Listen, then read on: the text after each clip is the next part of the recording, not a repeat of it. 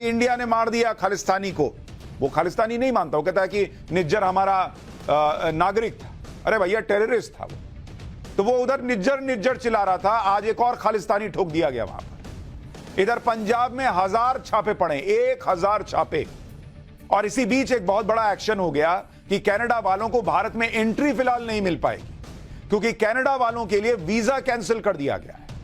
यानी नरेंद्र मोदी सरकार, जो ट्रूडो ये सोच रहा था, जो कनाडा ये सोच रही थी कि खालिस्तानियों का पैसा चुनाव में लगाकर वो चुनाव जीत जाएंगे और इसके लिए इंडिया पर दबाव बना देंगे, भारत पर दबाव बना देंगे, वो आज खुद प्रेशर महसूस कर रहा है। यानी ट्रूडो को भारत की तरफ से हर दिन एक नया जोरदार जवाब मिल रहा है। भारत ने कनाडा में वीजा सेवा बंद कर दी है। भारत ने कह दिया कि अगले आदेश तक वीजा सेवा बंद है। भैया वीजा मतलब आप किसी देश से दूसरे देश जाते तो वीजा लगती है, तो जो कनाडा के नागरिक इंडिया आना चाहते हैं उनको इंडिया में अब वीजा नहीं मिलेगी, रहो वहीं। भाई तुम खालिस्तानियों को कनाडा का नागरिक बता रहे हो तो रखो अपने नागरिक अपने पास। हालांकि जिनके पास इंडिया का वैलिड वीजा है या ओसीआई है यानी ओवरसीज सिटीजनशिप कार्ड है, वो भारत ट्रैवल कर सकते हैं। भारत ने इससे पहले कनाडा के लिए ट्रैवल एडवाइजरी जारी की थी और भारतीयों से कनाडा की यात्रा करने पर सावधान रहने के लिए कहा था। इससे पहले भारत ने कनाडा के राजनयिक को निष्कासित किया था। कनाडा के टॉप डिप्लोमेट को 5 दिन में भारत छोड़ने का आदेश दे दिया था नरेंद्र मोदी सरकार ने। यानी हर दिन कनाडा को यह एहसास कराया जा रहा है कि तुम गलत आदमी से पंगा ले रहे हो, तुम गलत देश के साथ भिड़ रहे हो, तुम गलत लोगों को बचा रहे हो। यह कनाडा के लिए सीधा मैसेज है कि सुधर जाओ, नहीं तो अभी तो यह सिर्फ ट्रेलर है, पूरी पिक्चर अभी भारत दिखाने पर आ गया तो दिक्कत हो जाएगी। वीजा सर्विस बंद करने के पीछे भारत के विदेश मंत्रालय ने यह बताया कि भारत के डिप्लोमेट्स खतरे का सामना कर रहे हैं। इसकी वजह से सामान्य कामकाज में रुकावटें आ रही हैं। इसलिए हाई कमीशन और कॉन्सुलेट इस वक्त वीजा एप्लीकेशंस को प्रोसेस करने को टेम्परेरी तौर पर रोक रहे हैं। इसका रेगुलर रिव्यू किया जाता रहेगा। कनाडा चाहकर भी भारत के इस कदम का जवाब नहीं दे सकता, क्योंकि कनाडा की इकोनॉमी में बड़ा हिस्सा उन स्टूडेंट्स से आता है जो विदेशी हैं और कनाडा में पढ़ाई करने के लिए आते हैं। कनाडा में स्टूडेंट, अगर आप देखेंगे कि कितने छात्र कनाडा में पढ़ने के लिए जाते हैं, भाई तुम्हारी निर्भरता तो देख लो, तुम्हारी हम पर क्या निर्भरता है, भारत पर क्या निर्भरता है। कनाडा में अगर आप देखेंगे, कनाडा के बारे में आपको बता रहा हूं, वहां जो स्टूडेंट पढ़ने जाते हैं उनकी संख्या अगर आप देखेंगे वो करीब करीब बैठती है 5.5 लाख, यानी 5.5 लाख स्टूडेंट जो हैं वो वहां पर इंटरनेशनल स्टूडेंट है। मतलब इसमें भी आप इसको विदेशी स्टूडेंट कह लीजिए, जो वहां पर दूसरे देशों से पहुंचे हुए। इनमें 2 लाख भारत के स्टूडेंट कितने हैं? इसमें से भारत के स्टूडेंट हैं 2,26,000। मतलब जितने तुम्हारे यहां पढ़ने आते हैं उसमें आधे इंडिया के हैं।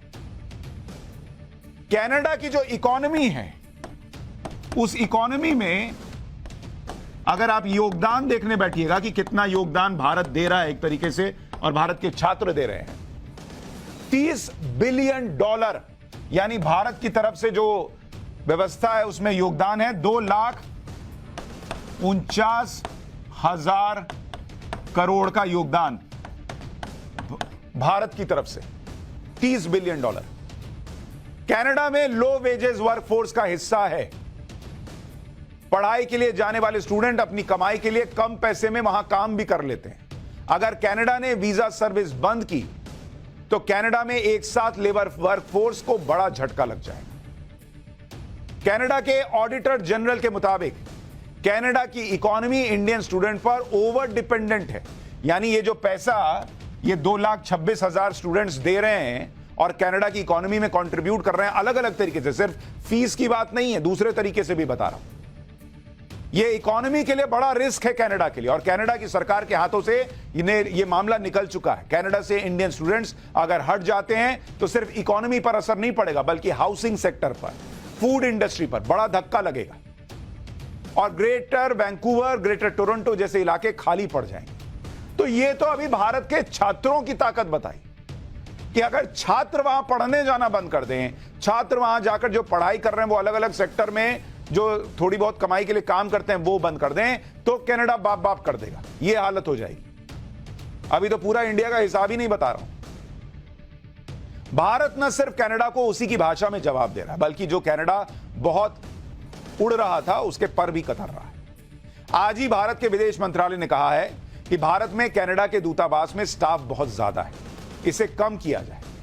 कनाडा में भारतीय डिप्लोमेट्स को खतरा है, उन्हें सुरक्षा दी जाए। डिप्लोमेट्स को सिक्योरिटी देना होस्ट नेशन की जिम्मेदारी होती है। इसी बीच कनाडा में एक के बाद एक खालिस्तानी समर्थक निपटाए जा रहे हैं। यह तस्वीर जो आप देख रहे हैं, ये ए कैटेगरी का गैंगस्टर जो है सुखदुल सिंह उर्फ सुक्खा दुनके, उसकी तस्वीर आपको दिखा रहा हूं। कनाडा में गोली मारकर, इस व्यक्ति की बात कर रहा हूं, इसकी हत्या कर दी गई। सुखदुल सिंह सुक्खा के संबंध खालिस्तानियों के साथ भी थे। सुखदुल सिंह की क्राइम हिस्ट्री और खालिस्तान कनेक्शन आपको बताऊंगा। उससे पहले आपको बताता हूं कि सुखदुल की हत्या हुई कैसे। यह जो सुखदुल सिंह है, इसके बारे में यह कहा जा रहा है कि इसकी हत्या कनाडा के विनिपग शहर में हुई। हत्या के समय सुखदुल अपने फ्लैट में था। अचानक हमलावर सुखदुल के फ्लैट में घुस गए और हमलावर ने सुखदुल के सिर में 9 गोलियां मारी। सुखदुल की मौके पर ही मौत हो गई। भाई 9 गोली सिर में लग जाएगी तो बचेगा? बताया जा रहा है कि हमलावरों ने सुखदुल को गोली मारने से पहले कंफर्म भी किया कि वही सुखदुल है कि नहीं, और उसके बाद उसे गोली मारी है। मतलब पहले पूछा होगा कि तुम सुखदुल हो? बोला हाँ भाई, ठन ठन जैसे फिल्म में।